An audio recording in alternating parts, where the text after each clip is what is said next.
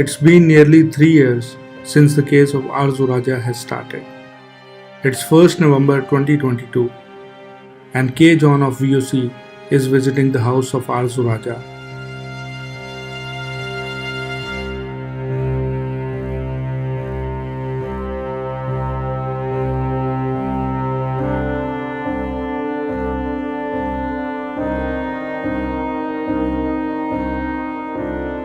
Well friends, John here and I am here with Arzu Raja and her family.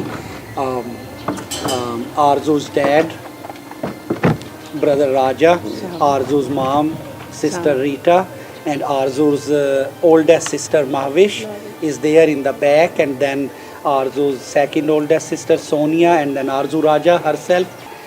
We will be asking them questions. Every one of you knows what Arzu Raja's story is. At the age of 13 years, she was forcefully married to a way older man. She was abducted, she was raped, and there was no hope. But then God answered the prayers, and Arzu's parents were able to find her. Then it went through a long battle in Pakistani courts, and as a result of that battle, which is still ongoing, at least Arzu Raja was recovered and was eventually reunited with her family. सो आप बताएं राजा भाई and Rita बहन के इस वक्त आपकी ज़िंदगी को क्या ख़तरात लायक हैं? जी इस्लाम सबको। मैं आरजू राजा का बात कर रहा हूँ। हमारे को बहुत सारी टेंशन है, बहुत परेशानी है। हमारे बच्चों की पढ़ाई ख़राब हो रही है, मेरी जॉब नहीं है, हम किसी को बता नहीं सकते कि हम कहाँ रह रहे हैं। और हमारे को इतनी टेंशन, इतनी परेशानी है कि हम रात को निकलते हैं और मास्क पहन के निकलते हैं।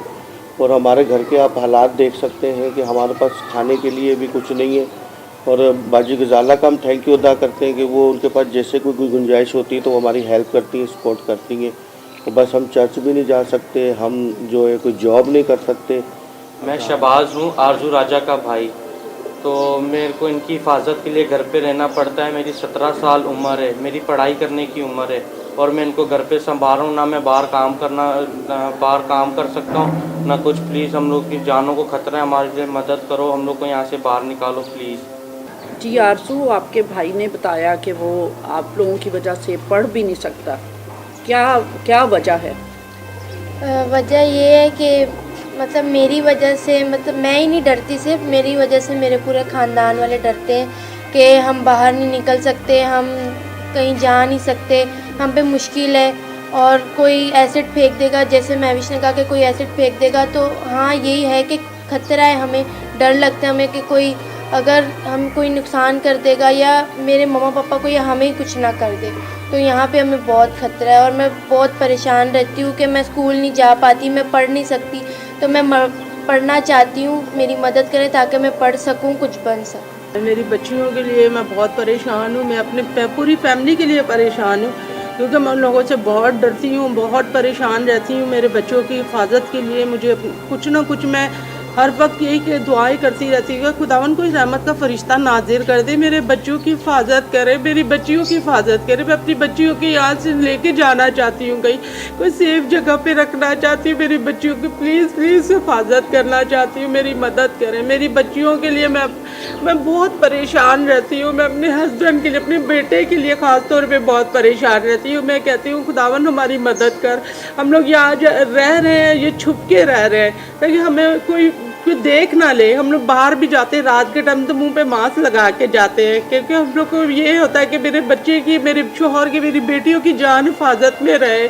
आप लोग प्लीज़ मेरी हमारी हेल्प कीजिए। मैं भाई सबसे कहती हूँ कि हमारी हेल्प कीजिए। और अभी वो केस को लंबा खींच रहे, कोई अभी भी 2.5 माह की डेट दी है, तो इतना लंबा खींच रहे हैं कि वो अभी तक केस का कोई पता ही नहीं कहाँ तक। कल को मेरी जान को खतरा हो, इनको हमारे ऊपर पिस्टल रख के इनको ले जाए, रात को आए यहाँ पे, तो आपको पता है दिन दिहाड़े वो लोग चाह रहे कि 18 की हो तो हम इसको दोबारा से ले जाएं। और जबरान भाई ने बेचारे ने केस पकड़ के रखा हुआ है और इतना लंबा इन लोगों ने अभी ये खींची जा रहे कि ताकि ये 18 की हो तो हम लोग इसको वापस खींच के ले जाएं। और मैं अपनी बच्ची के लिए बहुत दुआएं कर रही हूँ कि मेरी बेटी जो है ना, हम लोग यहाँ से निकल ही जाए तो अच्छा ना। उन दरिंदों के हाथ में आ गई तो मेरी बेटी का फिर से सत्यानाश हो जाएगा, मेरी बेटी को वो मार डालेंगे, मेरी दूसरी बेटियों को भी मार डालेंगे।